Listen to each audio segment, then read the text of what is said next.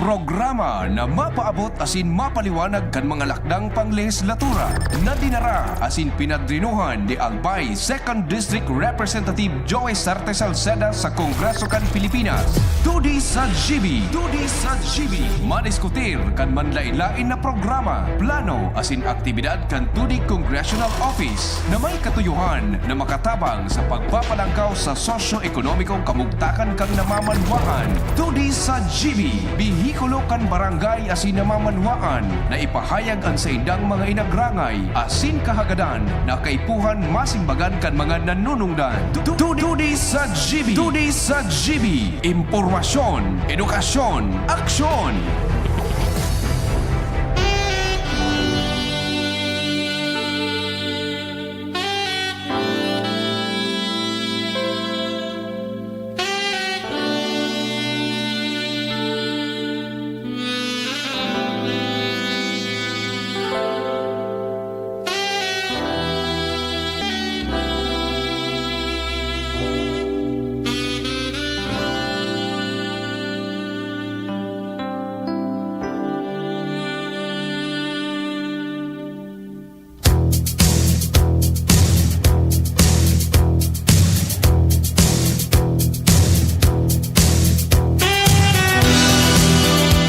Mga tugang maray na hapon pag-araray sa kabos ng mga parantabay.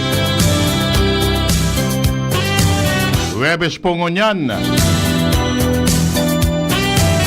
Mag-irebay ba naman kita sa Gudyan alas 5 nin hapon? Digdi sa programang 2D sa GB. Albay ahead. Angat ang lahat. Ang programa nga niya sendo sa karahayang buot kan opisina ni Albay 2nd District Congressman Joey Sarte Salceda. Maray na hapon Bicolandia. Maray na hapon World. Maray na hapon man sa Capital District. Legazpi, Daraga, Kamalig, Rapo-Rapo, and Manito. Yan sa Primer Distrito, Tiwi, Malinao, Tabaco City, Madilipot, Bacacay, Santo Domingo. Sa 3rd District, Povillar, Ginubatan, Ligao City, Uwas, Polangi, Libon, Piodoran. Sa kabos pong mga parantabay, ang samuya pong pagpapaabot sendo nin pangungumusta ngunya na hapon. Medyo bako nang makusog ang init.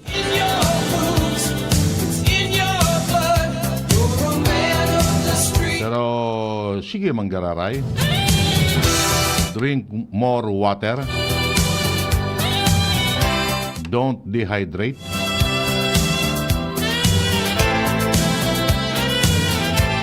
Magoro-restorya lamang kita kung ano po ang mga pangyayari digdi sa satuyang kapalabotan. Kaya dyan lang kamo.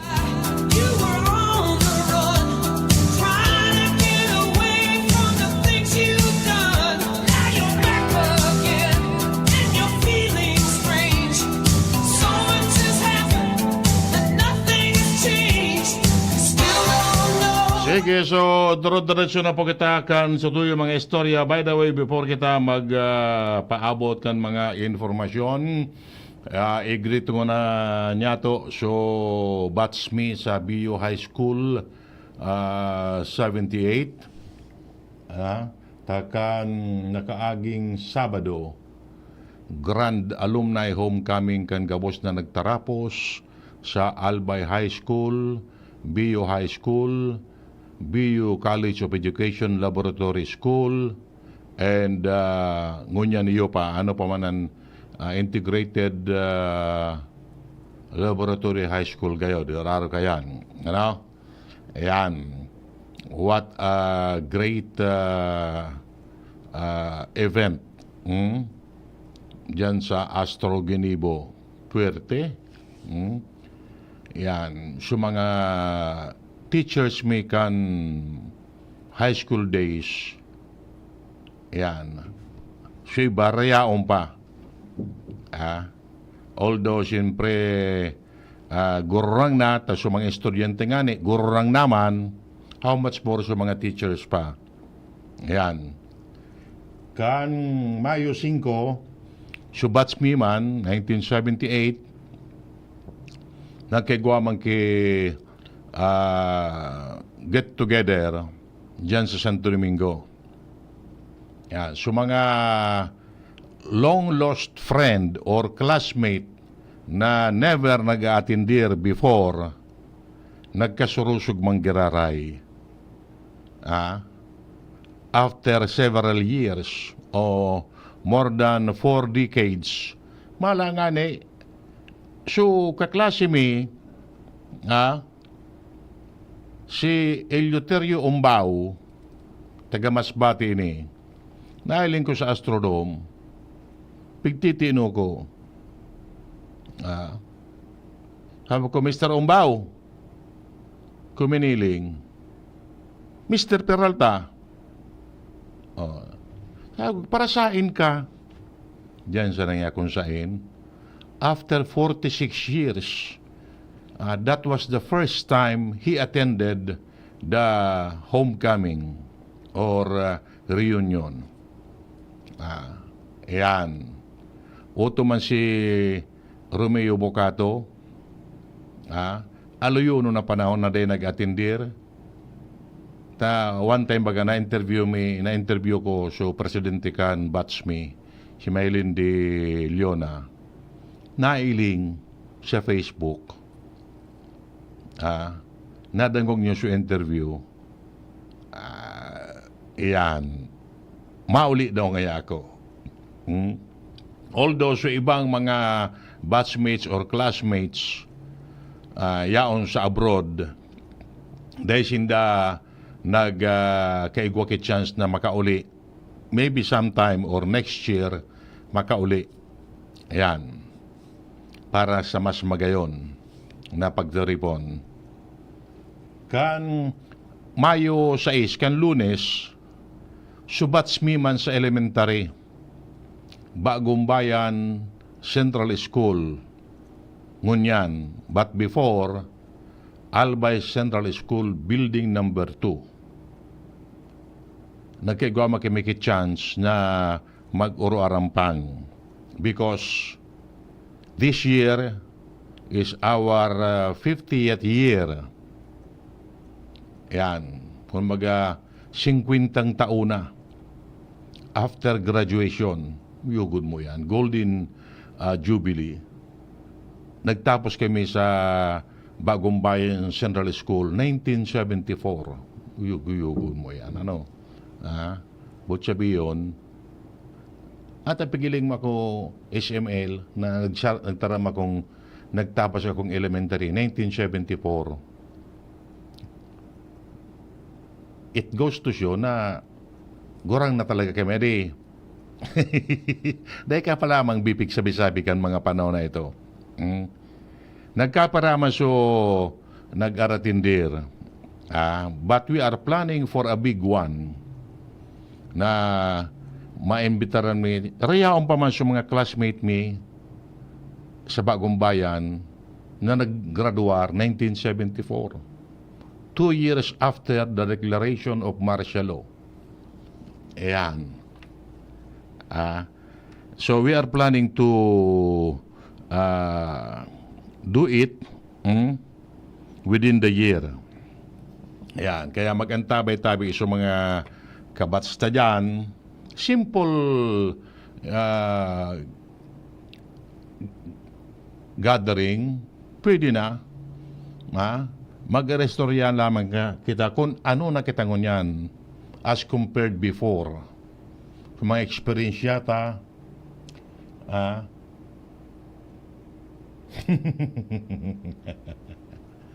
magsala, day palaman nagkatuparan si mama mo o si papa mo. Day palaman pigsabi-sabi gayod. Ano? Day palamang. Ayan.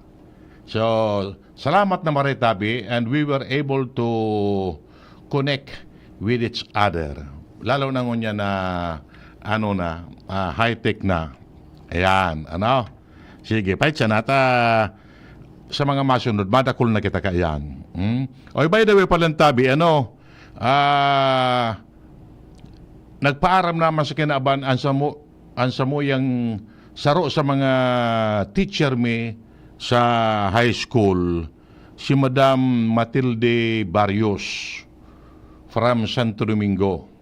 Ha? Teacher mi ni sa high school. Very active ini sa Girl Scout, tapos kung ano pa. Anong subject ato picturean ang kaito? Lingaw ko na. Condolence tabi sa pamilya Barrios dyan sa Santo Domingo. Yan. Okay. Sige. Bueno, so 20 minutos po makalampas ang alas 5 o alas 4 nin pagkahapon. May nareparo ako dyan sa mga malls. Not because na filming matawo ang mall para magpalipot-lipot. Dahil sa sobrang init kan panahon. Pati na si mama niya, dahil pa man pipangaki. Pati si papa mo gayud, iyo man. Dahil pa man. Nainot na kami tabi, SML. Ayan. Balikan tayo ito, dyan sa mga mall, dakulong kinagpaparasyar dyan. Take note mga tugang. Kung ka mo mapasiring dyan, ali ka mo sa init, sa sobrang init, hindi nga na ka mo maglaog, direkta sa mall, tamalipot. Malipot dyan sa mall. Sa luwas nga na ka mo, mga 5 minutes lamang na turotambay nga na. Taali ka mo sa init, biglang lipot, ang body temperature nito, mababaguan. In like manner, kung ali ka mo sa malipot, bigla ka mong malawas, mainiton, mararindi ka mo. Iyo, mararindi. But, bako yan po. Ako may naobserbaran. Hindi ako lang ini kung racket ini or totoo. One time, naglaog kami sa sarong kakanan diyan. Sarong kakanan. Kaya rin pa ko sa mga klase may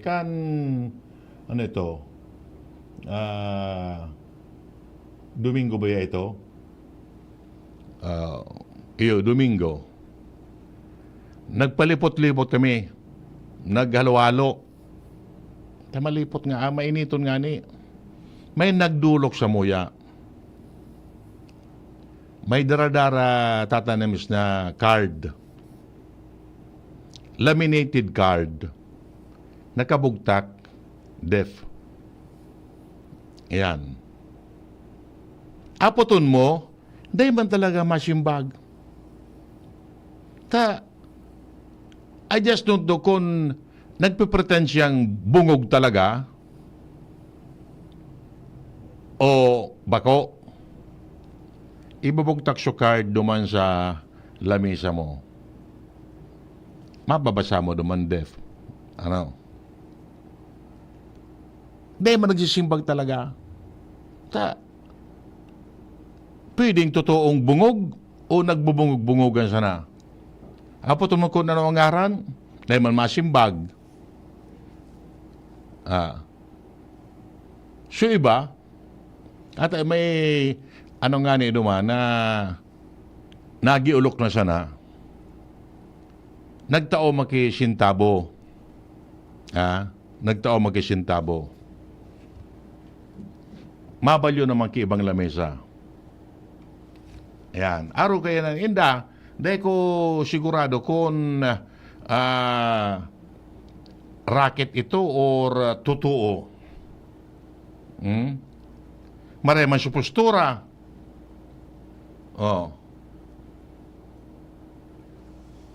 The following day, kaya nag-ururong kami kan mga kaklase mi sa Bagong Bayan, sa elementary. Sa saro man niya na fast food chain. May nagdulok naman duman sa mo. An daradara, resita. Ano na pating resita? So mga lusnik na baga. Ano nga yatabi yan? Maagad niya lamang tabang sa insulin. Yan.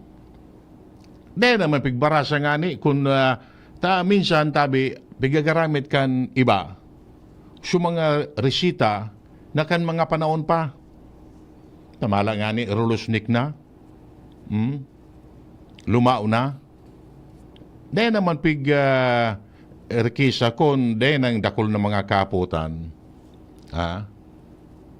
Sa pagmaray na buot, yan, matao kakitabang. Dit na kantidad. Isa kalibot-libot ka yan, pwedeng totoo, pwedeng bako.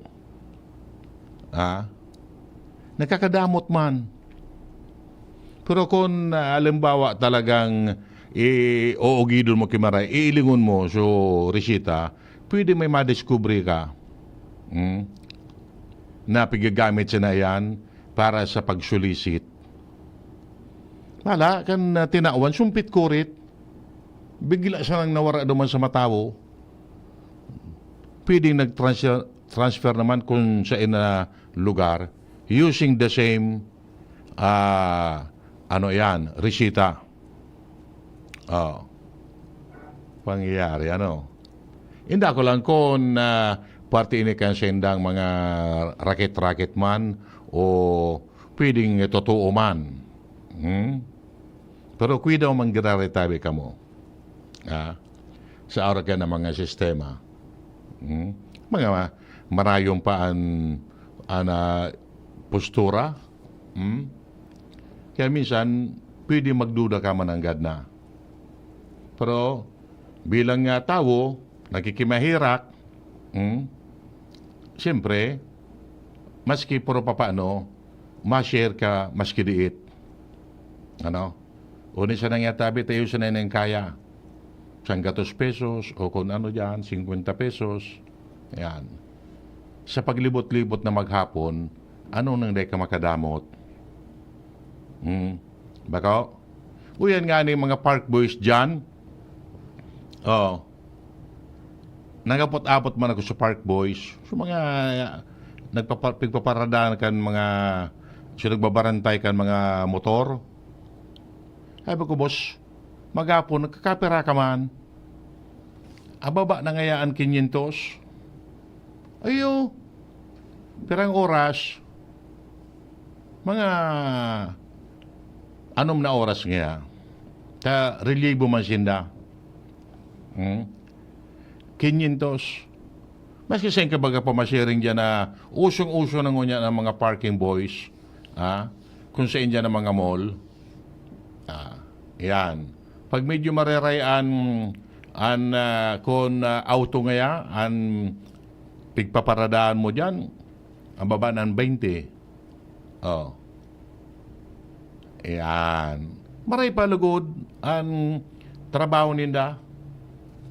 Daog pa suna sa gobyerno, mag-average kang 400 or 500, average mo yan daily.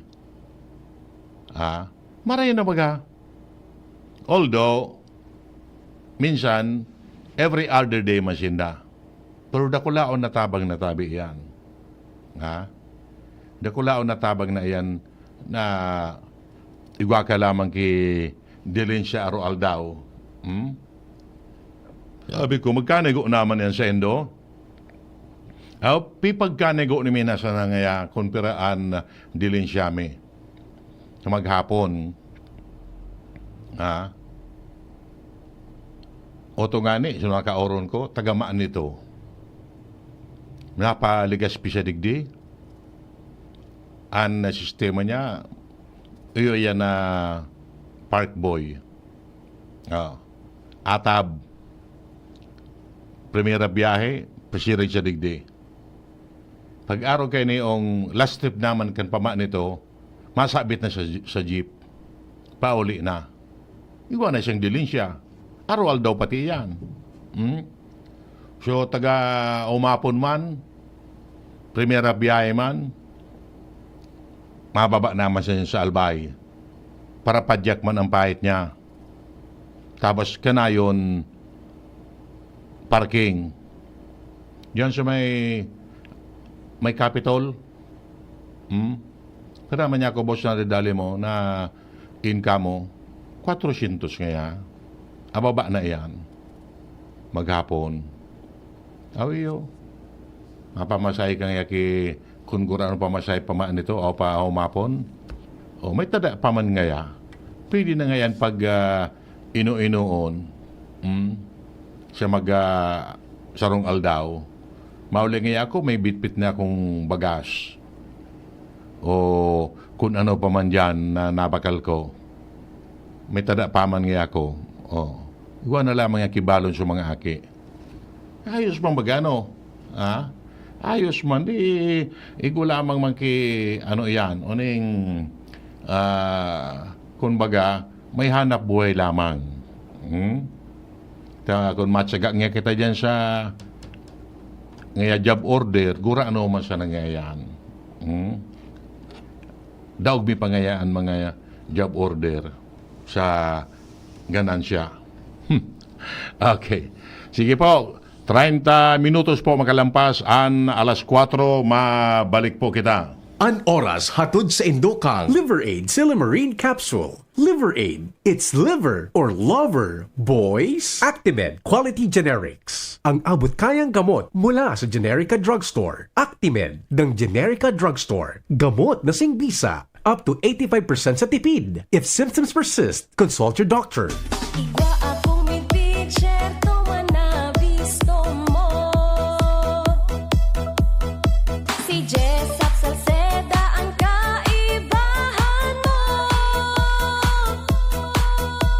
Nakul na patunayan na matean ang serbisyo. Ang progreso minapulos na ipapadagos ni Jessap Salceda. Serbisyong may puso, yan nga si Jessap Salceda. Adrian Salceda, Adrian Salceda.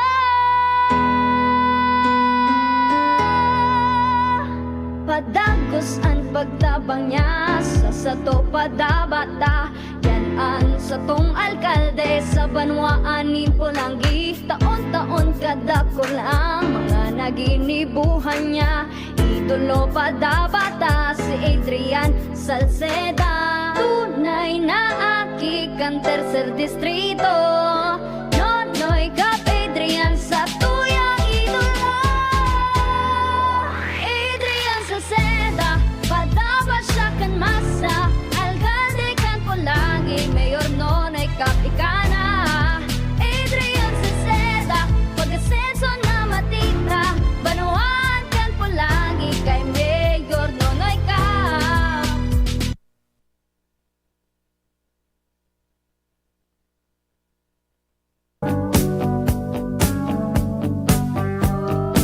Bueno, mga tugang sa ikaduang kabtangkan sa tuyang programang 2D sa GB Albay Ahead.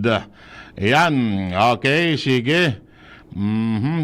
O na ang iba pang... Ay, by the way, Palantabi, ano? Fight mo niyan na payout sa tupad program initiated kan opisina ni Congressman Joey. Ayan, sa iba-ibang mga lugar, digdi po sa Albay. Ayan, ano? Salamat na maray tabi. Dakulan natatabangan.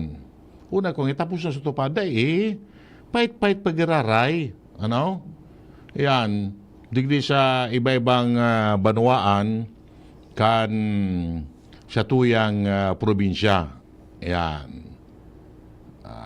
Ngayon, baga pag-araw kayo na rin. So iba siguro nakaduwa ng beses. So iba, 3 beses na. Dire-diretso tabi yan. Okay. Una po digdi, sabi ni Kong Joey na rice remains the primary driver of the soaring prices of goods and services, notwithstanding a slight drop in its cost in April to 23.9%. Yan. Okay? April headline inflation went up for the third straight month at 3.8% month, triggered mainly by food and higher prices of petroleum products. Data from the Philippine Statistics Authority showed that the price of rice decelerated to 23.9% from the 24 to 0.4% rate in March. However, Salceda, the chairperson of the House Ways and Means Committee, said the statistics are still significantly high, making rice still a dominant driver to the upward trend of food inflation, which shared 57.9% of the overall inflation in April. The inflation rates of all major commodities are in the single digits, except rice and rice alone.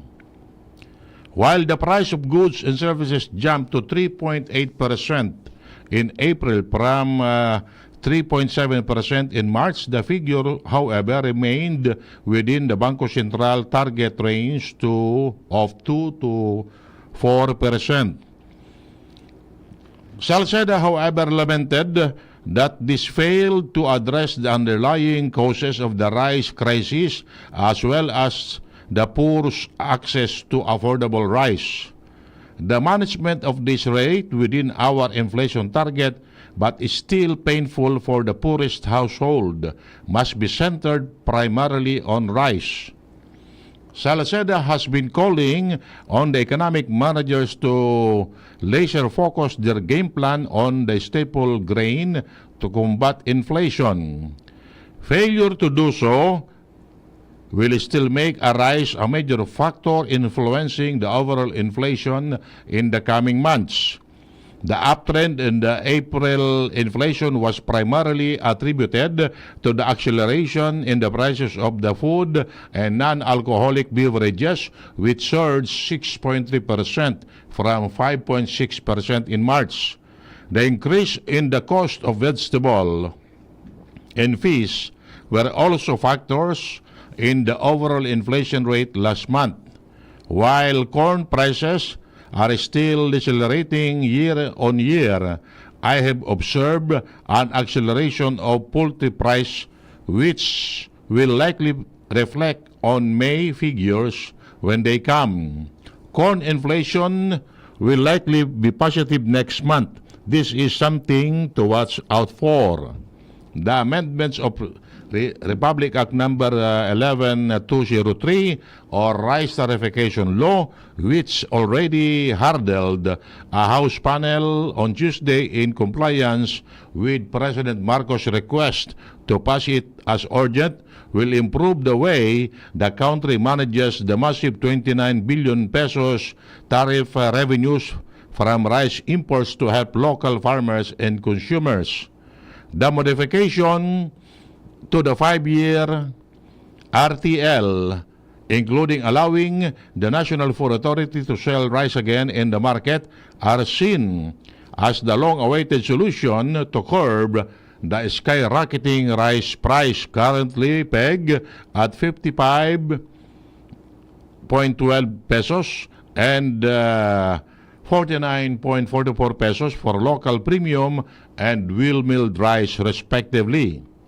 The Department of Agriculture earlier announced that the price of rice would remain high until July, owing to the impact on the agriculture sector of El Nino, which is expected to persist until May.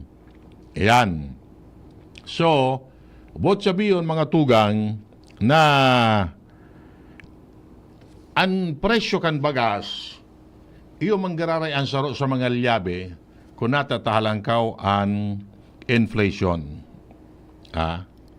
Yan. Magsaod ka mo, tabi. Magsaod ka mo. Ilingon nindo ang presyo kan bagas. Kaso saro, nagbakal ako kibagas. Staple food ta bagayan. Gura no na niya ako, tabi, 5 kilos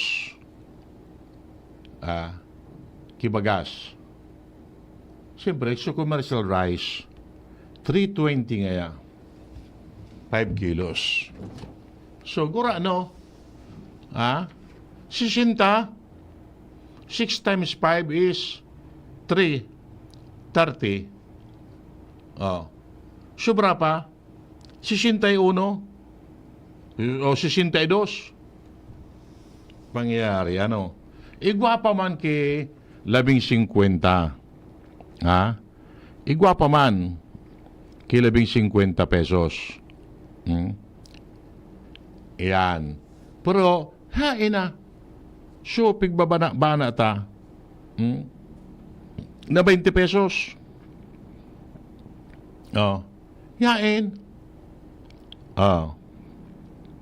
Bakong Oni ang pahit. Sabi po ni Kong Joey, bringing the price of rice down to 20 pesos per kilo as promised by President Marcos during the campaign is not impossible. Ini po ang pahayag ni Kong Joey kan magkagawa ng briefing sa House Committee on Agriculture mananangod sa kamugtakan kan sufficiency in rice, corn, livestock, poultry, vegetable, and other key commodities in the country. Sinabihan niya, ang Department of Agriculture na kan panahon ni dating Presidente Gloria Macapagal Arroyo, ang pagpababa kan presyo nin bagas, very simple, as the National Food Authority was subsidizing rice by buying the staple at a higher price and then selling them at a lower price. Yan. Sabi niya, if Bongbong Marcos really wanted 20 pesos per kilo, it is easy. It is just that the NFA had incurred debts amounting to 15 billion pesos then. But at least 20 pesos was achieved and it was even 18 pesos. Kung guguston talaga, kaya. Kaya? Kaya. No di, ang utang kan NFA is about 15 billion pesos. Napauno. Dakulaw ng utang. Kan National Food Authority. But Deputy Speaker in Isabela, Representative Antonio Albano reminded Salceda that NFA no longer has the power to do so. Dahil ang puder da. Sabi ni Salceda, a subsidy fund could be set up for rice instead. Subsidy fund. You can set up a subsidy fund for it. If there's no NFA, then somebody can do it. If you want 20 pesos per kilo, it's not impossible. That's what I am saying. Former President Gloria was into importation at 30 pesos and then sell it at 18 pesos.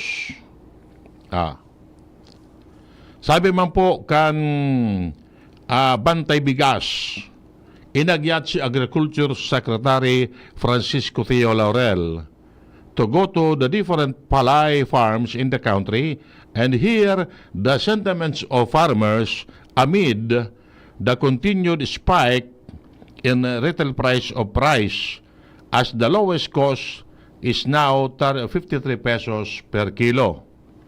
Yan.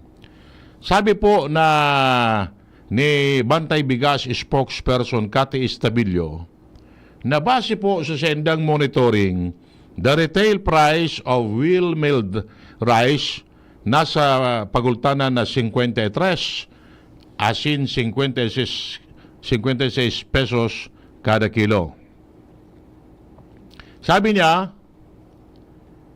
si Laurel, sigen pakiuron sa mga rice traders and importers, but bako sa mga pisantes or mga paraoma. Sabi ni Estabillo, consumers can no longer afford the high price of rice. The 53 to 56 pesos per kilo is too costly for the ordinary people. Yan.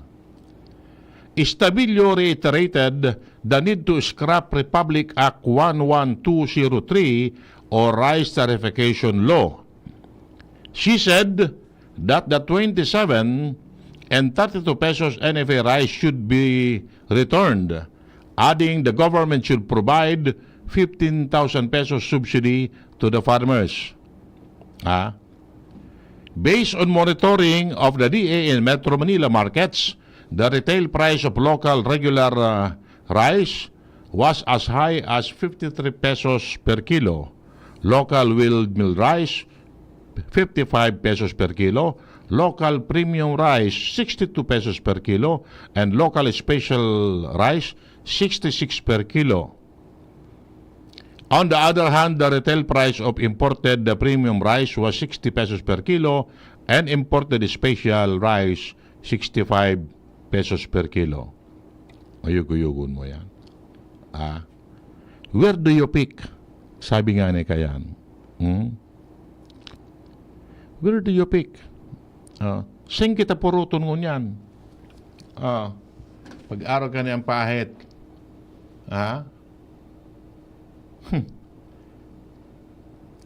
20 pesos per kilo kan bagas. Iyon tuga ka ito ni Marcos. Parang taon na si Marcos sa pwesto. Baka, di pa man nagbababa. So, anong dapat giribuhon? So, mga economic managers iyon dapat mag-isip ka ini. Kung paano mapababa ang presyo kan bagas. Naramduman ko kan mga panahon, sa rong probinsya digdi sa Bicol, ang sistema nakaonsinda once a day. Once a day, tatanems.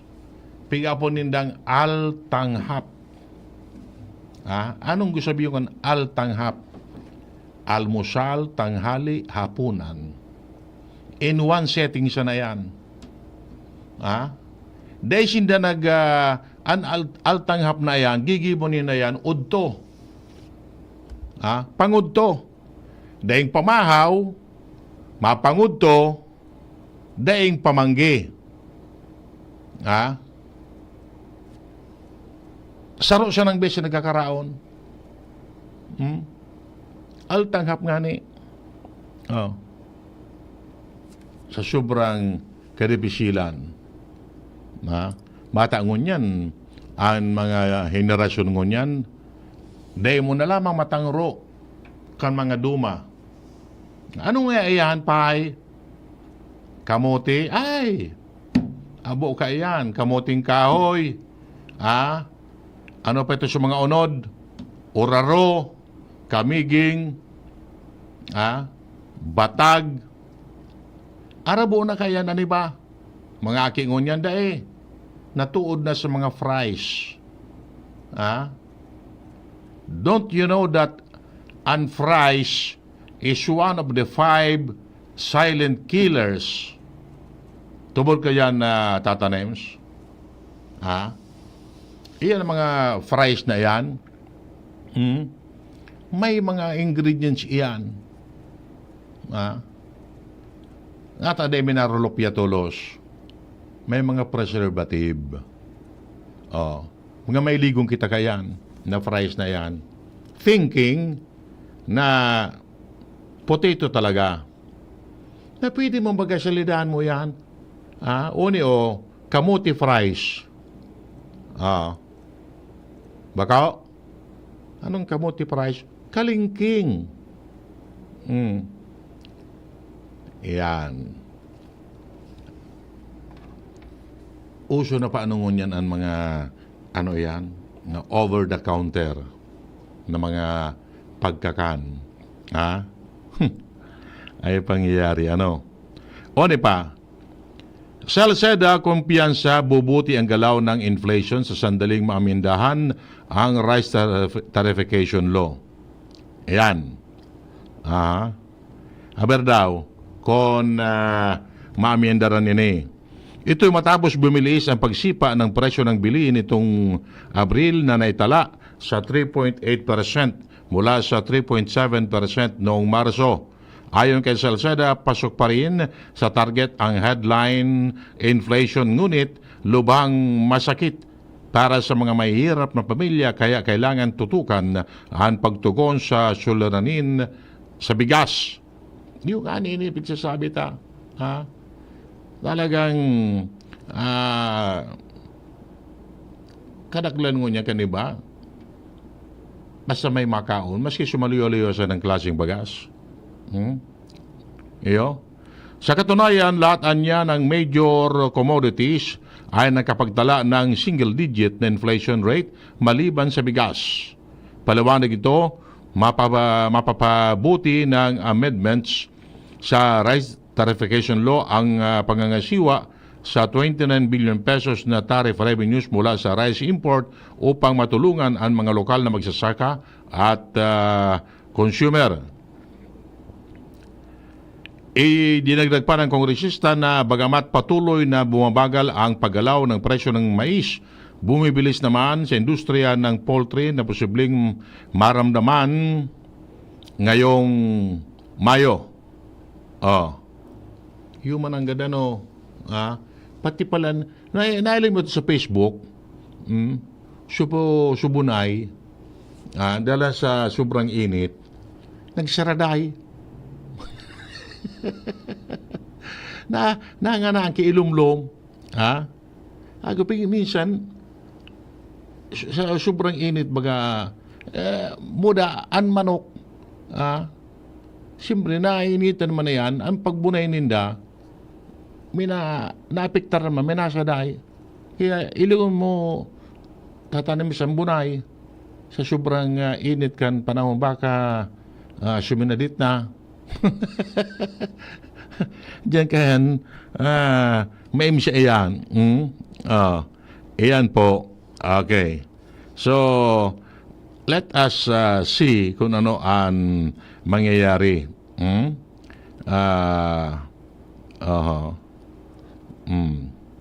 One pa.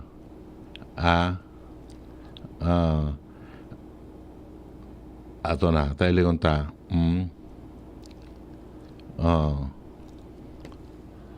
Sabi po digdi, na yun yung pagyatawan niya doon. Sabi ni Kong Joey, na the only way to achieve this 20 pesos per kilo of rice is to clean National Food Authority. Salceda gave this assessment following the House Committee on Agriculture and Food motu proprio investigation on NFA, particularly on its alleged improper disposition of some 75,000 sacks of rice from the country's buffer stock. I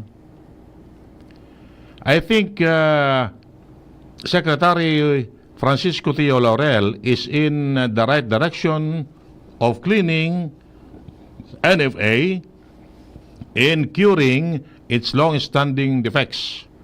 The only way to get 20 pesos per kilo of rice is through the NFA. And as a clean NFA is the only way to get it done without compromising the country's finances. Yan. Linigon ang NFA. Inagad po ni Kong Joey sa NFA as in Commission on Audit to account for the 152 billion pesos in total cash that it was supposed to have received as inflow from 2018 to 2022 through a management audit of the controversial government corporation. As Salceda prodded the body not to limit its investigation merely to the 93 million pesos sales in question this year, but to include all sales of buffer stock since the rice tariffication law took effect in 2019. The 75,000 pesos sacks of buffer stock rice was sold to private traders for that amount. Sans public bidding. Yan. Dapat talaga magpaliwanag kay ni an National Food Authority kung napauno. Napauno. Kung ipinabakal yan sa pribadong mga negosyante, sa mga pribadong negosyante an makikinabang kay ni. Bako? Sinda nang kaya posibleng totoo po, pwedeng totoo ang pagsasabi na rice cartel. Yo? Na iyo na sana ang nagmamaniobra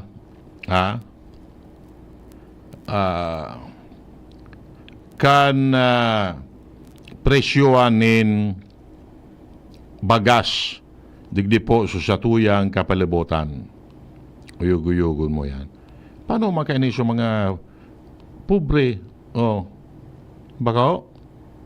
So, dapat i-push ini. I-push iyan ta anong ngaran kayo ni at nasa losing end kayo ni kitang mga pobre. Considering that an staple food kan mga Pinoy is rice. Although in some other region they are more on corn. Ano sinda?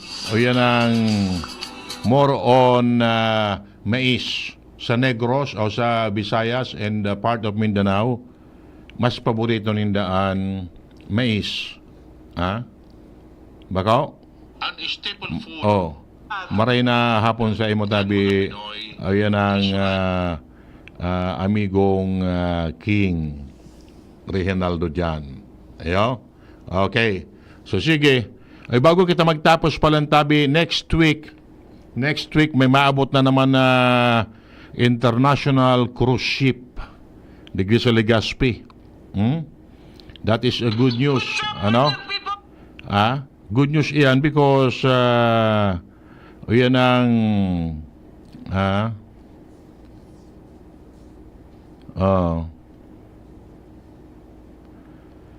iyan iyan na international cruise ship. May mga may mga pasahero yan from other countries. Mga turista yan. Maduong digdi sa Legazpi. Diyan sa Legazpi Port or digdi sa may Sawangan. May pagibo baga dyan na cruise ship terminal. So, hundreds of foreign visitors ang maarabot digdi. Bako siya na mailing ang bukid. Tan bukid yaon talaga andyan.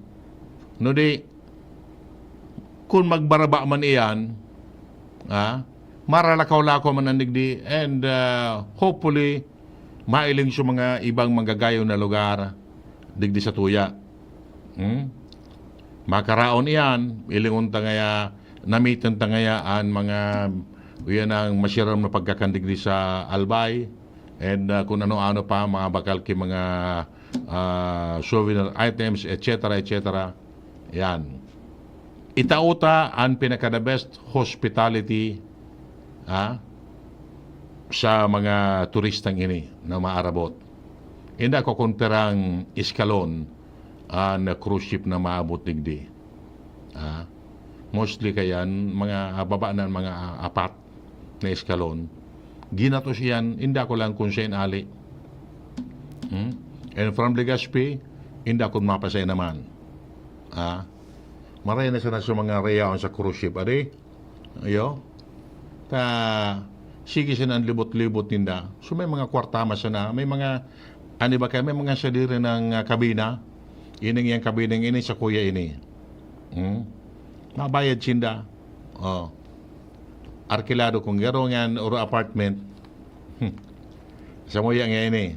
Dapat yearly magamit mo ito. Malunadan mo. Hindi ako pasahin pa yan. Kadak lang kaya. So mga mga uruigwahon, buda so mga retirado na. So, then ang hadit sa buhay, mag-travel. Ayan, okay? Bueno, mga tugang, for the meantime, mapa-aram mo na tabi kita. Salamat po, Kansya no Bagantabay. Sagot naman kita sa... Anong pitsa ba yan mo niyan? Sa Sabado. Next week pala, O sa aga palang piyesta sa bunga. Ano daw kung may madumanan lamang kita? Next week, sunod-sunod ang pistahan. Nang di kita maka-landing lamang sa ibang pistahan? Meaning, bulan na Mayo, bulan kan mga pista, aros-arol daw igwa. Yung mga maugmaong permiso, mga fans ni Sharon. Thank you very much. Thank you. Mabalos po kan Bagantabay. Sa indung nadangog ang programang Tudi sa GB. Ang tabayan